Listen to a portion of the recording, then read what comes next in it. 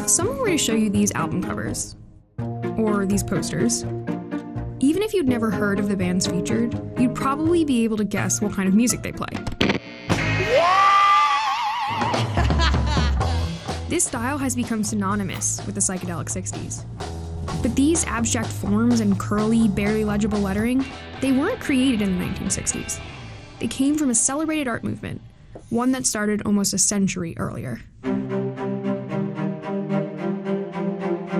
In the late 1800s, new technology, electrical power, telephones, cars, was changing the way the world worked, and the way it looked. And some people, especially artists, living through this technological revolution, were not so into all the new industry. To be blunt, they thought it was ugly. Out of this conflict, a new global artistic movement was born, one that went by many different names, like the Secessionists in Austria and the Glasgow School in Scotland. But you might know it as Art Nouveau, which literally means new art in French. Its creators wanted to make art that reflected the vibrancy of city life. They used flat, decorative patterns, feminine figures, and organic and plant motifs, often stylized with fluid, abstract forms. And they applied this new visual language to just about everything, from architecture to paintings to textiles and beyond, because they believed that aesthetics should go hand in hand with utility, and no object was too mundane to be beautiful, like this entrance to the Paris subway, or these posters by Alphonse Mucha, advertising champagne and biscuits, which are just as much about being beautiful as they are about conveying information. Okay, back to the hippies. Like the late 1800s, the 1960s were a time of cultural upheaval. The Vietnam struggle goes on.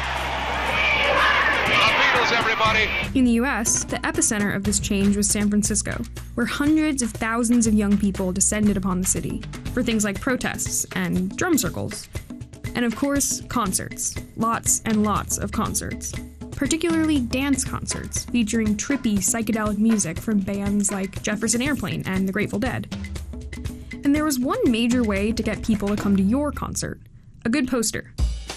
Back then, these now iconic bands were just starting out, playing back-to-back shows at venues like the Fillmore and the Avalon. And to advertise this new generation of hippie bands, those venues knew that plain typeface and a grayscale photo just wasn't going to cut it. So they commissioned work from a small group of artists who developed a brand new formula for concert posters. One that pulled from a variety of established design traditions: comic books, surrealism, and of course, Art Nouveau. By the mid-60s, Art Nouveau was already experiencing a bit of a resurgence, especially when it came to textiles. Dynamic floral designs were a natural fit for the hippie aesthetic, which is probably why in 1965, a museum just outside of San Francisco launched this exhibit. Legend says this is where some of those designers were first exposed to Art Nouveau. One designer, Wes Wilson, told Time magazine that he admired their idea of really putting it out there. And when they started making new concert posters, these designers took those Art Nouveau staples and turned the dial up. Art Nouveau is famous for its feminine figures, most often nude with flowing hair and a come-hither glance, a style those psychedelic designers clearly picked up on. Look at the way these posters are covered edge to edge with detailed, two-dimensional illustrations, particularly flowers and abstract curves and also peacocks. That's an Art Nouveau thing too. They loved peacocks.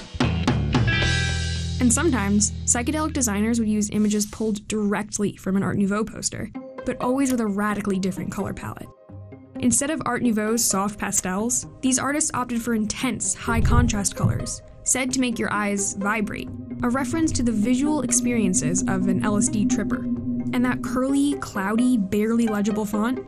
It started here, on a 1902 poster by Austrian designer Alfred Roller. In the 60s, artists adapted his bold, dynamic typeface and pushed it even further, softening its lines and obscuring its edges, making it nearly illegible, which served a purpose. It was meant to grab your attention and keep you interested, at least for as long as it took to figure out what the poster was trying to tell you. The result was a ton of posters that looked like Art Nouveau on acid. As the music of San Francisco spread throughout the world, so did the aesthetic. In part because posters are easy to own and reproduce and collect, with fans sometimes tearing them down immediately after they were put up. The artists behind them even became celebrities in their own right. A few of them got their own spread in Life magazine. The posters they made, their vibrating colors and winding lines, capture the energy of the 1960s, just like the Art Nouveau ones represent the late 1800s. And while these two time periods don't mirror each other perfectly, both movements were able to create something that captured the feeling of a changing world, and their art reflected that.